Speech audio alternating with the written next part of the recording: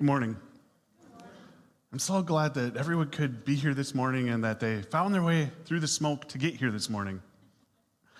We have been in a series called How to Win at Life, and we're going to be wrapping that series up this morning. And it started with what does it mean to win at life, and how do we define what it means to win at life, and how God is going to call each of us to something a little bit different.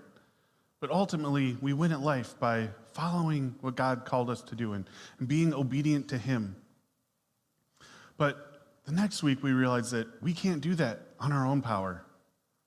There's nothing that we can do by ourselves to win at life. And so we realized that to win at life, Jesus needs to meet us where we are at.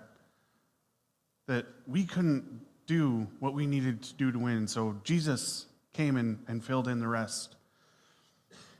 And then the next week, we looked at it's going to look different for each of us. We have to run our own race. And we talked about discipline and how we set our goal and how God calls us each to something different. So we might each have a slightly different goal, and that's going to change what discipline looks like. But ultimately, to win at life, we're going to have a disciplined life.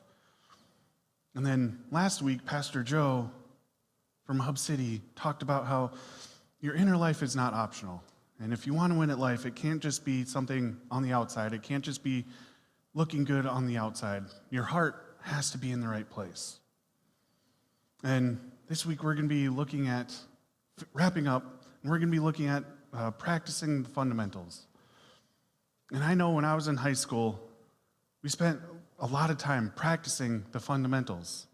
And the coach drilled that into us, and a good portion of every practice was just doing the same basic things over and over. During basketball, we shot lots of free throws, worked on our jump stops, and in soccer, we worked a lot on our one touches on the ball, just getting used to feeling the ball on our feet, and it's the same things over and over. And it felt like no matter how good we got, no matter how far we advanced, we still were doing the same drills. And that's something that's true even at the professional level. Theo Robertson was the coach for the Los Angeles Lakers. He was the player development coach. He had also worked with the Golden State Warriors, and he had also coached in college. And one thing that he says is that you master the fundamentals so that you can forget them. And he doesn't mean you master the fundamentals, and when you do that, you don't need to do them anymore. Because he would show up early to the games and be working with the players on the same fundamentals that he said even the youngest players were doing. And so he was having them do the same fundamentals over and over. Even the people at the height of their career, the best basketball players in the world, were still doing the same drills that the beginners and learners were still doing. And so we have to master the fundamentals. We have to master the small stuff.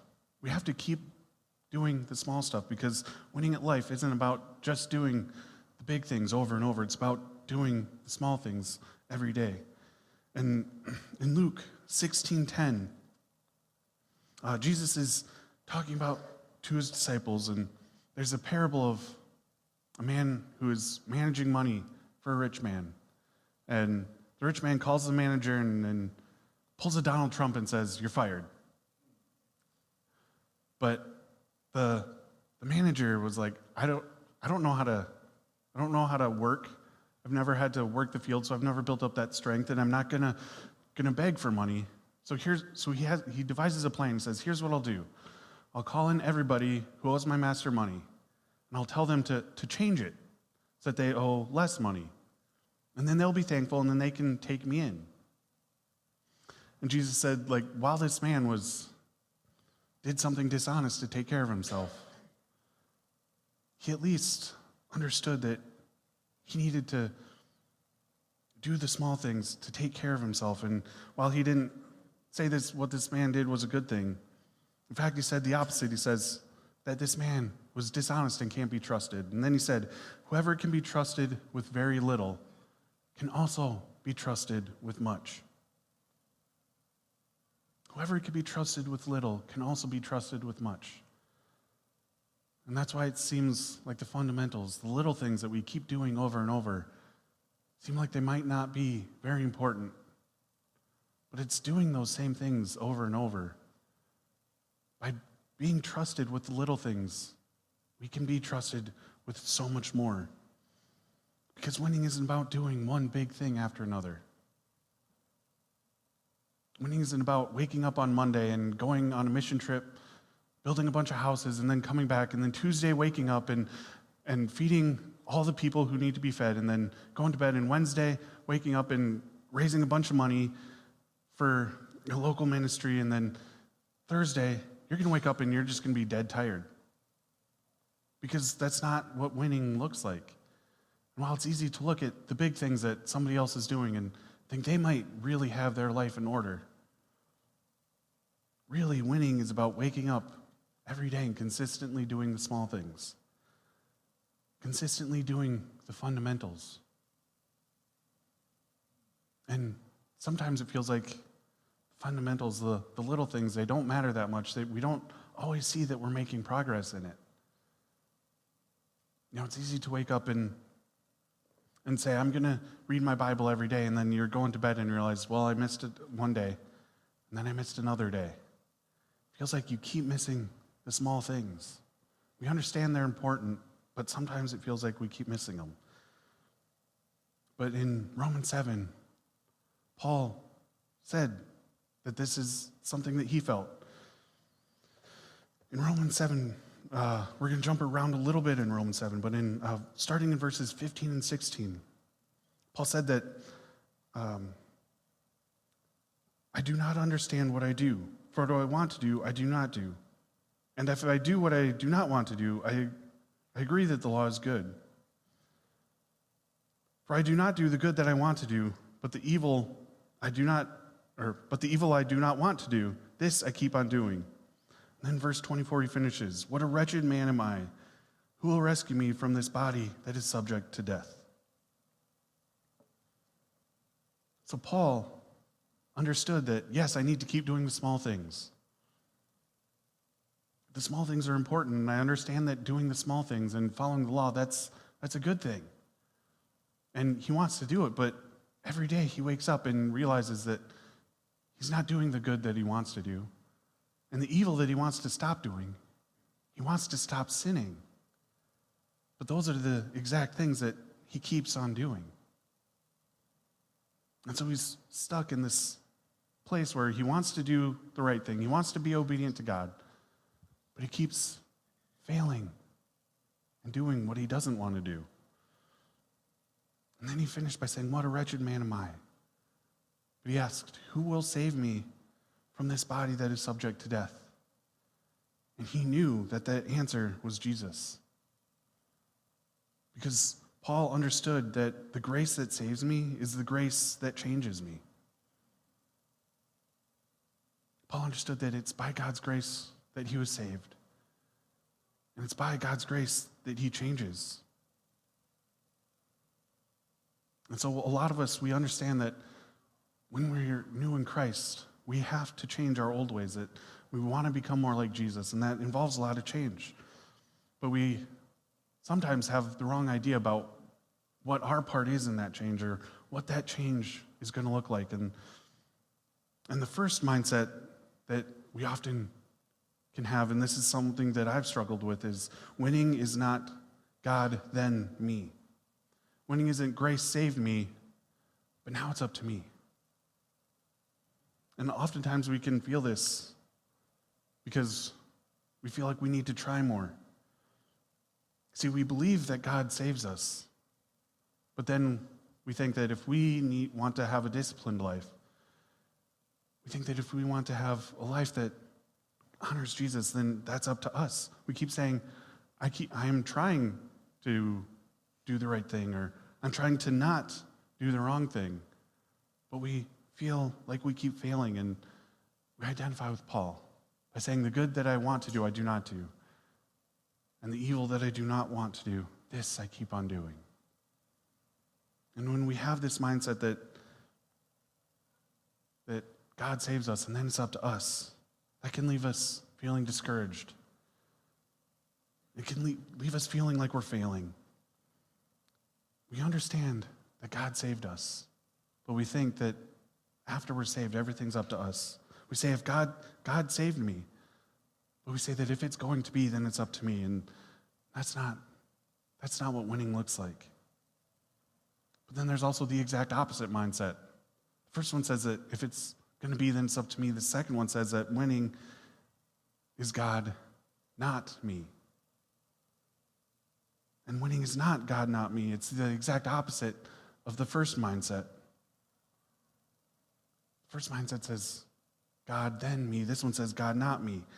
It shifts the responsibility from us to God. And this one can be really hard because we see that we want to change, but it seems like nothing's changing. And if we are putting all the responsibility on God, then oftentimes we can blame God. But that's not what winning looks like.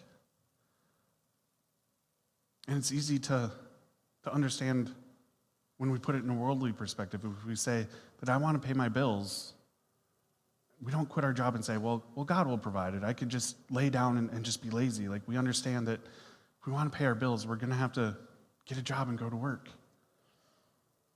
And if we have the correct mindset about winning at life, we understand that it isn't God, it isn't all up to me, and we understand it isn't all up to God. It's God working with us. Winning is saying that God through me. And in 1 Corinthians 15, 9, and 10, Paul wrote that, for I am the least of the apostles, and do not even deserve to be called an apostle, because I persecuted the church of God. But by the grace of God, I am what I am, and his grace to me was not without effect. He says, no, I worked harder than all of the other apostles, yet not I, but the grace of God that was in me. See, Paul understood that if anybody was qualified to be an apostle, it wasn't him. He started by going around and persecuting the church, by causing suffering to Christians and throwing them in prison, and even being responsible for their death. And so he understood that if anybody's qualified to be the apostle, he's last in line. But he didn't change himself. And it wasn't without his effort. It was by the grace of God, I am what I am. And it was by God's grace. It was God's grace working in him that allowed him to change. And then he said, I have worked harder than all of them. He just means that he went from persecuting the Christians to being persecuted. He was beaten and stoned and thrown in prison and left for dead. He had endured some of the worst persecution. So that's what he means by saying, I've worked harder than all of them. But again, he isn't saying I did the work. He's saying it was God's grace in me. He said, God's grace working through me is what allowed me to become an apostle. And Paul and his testimony is one of the greatest witnesses of the resurrection because of the transformation that happened in him. Because he went from being a Jewish Pharisee, being one who followed the law and toed the line so carefully that if anybody was going to be able to earn their way into heaven, it was Paul. And he persecuted the church and thought he was doing it because it was what God's will was. But then he, on the road to Damascus, had an experience where he saw the risen Christ. He saw and met Jesus, realized that Jesus had been raised from the dead, that Jesus is who he says he was, that Jesus is the Messiah who came to save the world. And so Paul completely had his life changed. But he made it clear that his salvation was purely and completely by the grace of God. That the grace of God worked in him and through him so that he could be saved, so that he could be changed and go from one of the least qualified to be an apostle to be one of the people who wrote a majority of the New Testament. But Paul also wrote not just that it was grace through him, but he also wrote in 1 Corinthians 3:9. Just before this, he wrote, "For we are co-workers in God's service. You are God's field, God's building." See, he understands that he was changed by God's grace. That God's grace working in him and through him is how he changed. But he also writes that we are co-workers with God. God's grace works in us and through us, but it also works with us. God doesn't want it to be completely up to us. He doesn't want our winning at life to be completely up to him. He wants to work with us. He wants us to be co-workers with him, to be co-laborers, to help to reach people and let them know about the love that God has for the world. And one of the ways that we can do that is by working with God to help build those habits and work on those fundamentals, the small things, the consistent things that you can do every day to help yourself become more like Christ. And we see an example of this in Daniel chapter 6. So Daniel has this habit where he goes and prays every day. And his enemies want to use that against him. And so they pass a law that says you can't pray to anybody except the king. But Daniel knew his habit was to go and pray every day. And so he did. He kept his habit. And that's how he was able to endure the persecution. And in Daniel 6:10, so Daniel, he knew that his enemies were out to get him and that they were going to try and use his habits against him. But in verse 10 it says, "Now when Daniel learned that the decree had been published, he went home to his upstairs room where his windows opened towards Jerusalem. 3 times a day he got down on his knees and prayed, giving thanks to God just as he had done before." See, Daniel understood that he had to keep doing the habits, even though it was going to get him in trouble with the world. And habits are important because most of what we normally do every day is the result of habits. You know, we think we make decisions about what we're going to do, what we're going to eat for breakfast, when we're going to leave for work, how we're going to drive to get there. We think we're making those decisions, but 40% of our daily actions are actually the result of habits and not decisions. And so this idea is building on the discipline that we talked about a few weeks ago, where when we're making a goal, we want to make it something that's specific, something that's measurable, something that's attainable, something that's relevant, and something that's time-bound. It's called a SMART goal. And so instead of saying something like, "I want to read my Bible,"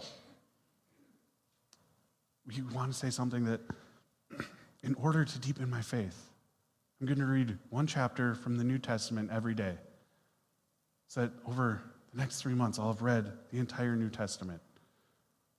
Because it's something that you can measure and hold yourself accountable to. And then there's that deadline to help make sure that you're holding yourself accountable to meeting that goal. And if you do this, over time you will build that habit where if it's reading the Bible, that'll just become part of your daily routine. You won't even have to remember to do it anymore. It'll just be something that you automatically do. It'll be something where you automatically start making yourself to be more like Jesus. Because oftentimes we hope that we want to be more like Jesus, and sometimes we'll even pray for it, but we don't allow ourselves to build the habits to do it. And the reality is that hope alone won't change. Hope alone won't create change, but your habits will. So that's why we're building on the SMART goals and the discipline. Because habits account for 40% of what we do on a regular basis. And so to create a new habit, you want to make it obvious. Make it something that you don't forget. If you want to read your Bible more, maybe instead of having it in the drawer next to your bed table or having it somewhere, move it to on top of your pillow. So that before you go to bed, you have to move it. Make it something obvious that you can see. But also make it something easy. This goes along with making it attainable. Because if you're going to try and create a new habit of reading Scripture and your idea is to sit down and read for 4 hours a day, it's not going to be very easy to start. But if you start with something small and something easy, it'll help you build that habit. And no habit is too small because God can use even the smallest bit of faith to create something big. He said the mustard seed is the smallest of seeds, but it grows into a great tree. And so never underestimate what God can do through one small habit. It might seem small and insignificant, but God can use that and build on it and help change your life. And if you change your behavior, but don't change your heart, that behavior will come back. And that leads us into our bottom line today, which is that winning isn't about behavior modification. Winning is about spiritual transformation. Because we can do all we want on the outside. But like Joe said last week, we need to take care of our heart. Make sure our heart's in the right place, because if we don't have that heart change, then that behavior change is just going to keep coming back. Who remembers the story of the tortoise and the hare? Oftentimes we think winning is going to be like the hare, where we take off and we run. We're like, we're going to win this race, but then we get tired and we lay down and take a nap, whereas the tortoise just slowly kept working along and ended up winning the race. The hare thought, I'm faster, I can do this, and wanted to do something big and fast right away. And the tortoise just slowly, one step at a time, kept working forward until he won the race. And oftentimes, our Christian walk is the same way.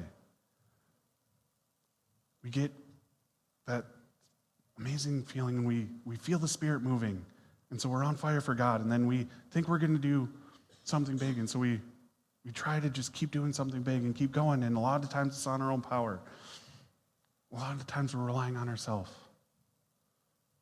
God's saying, no, I just want to have a relationship with you one day at a time.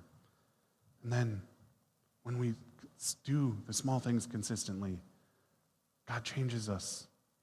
So through those small habits, he can do amazing things.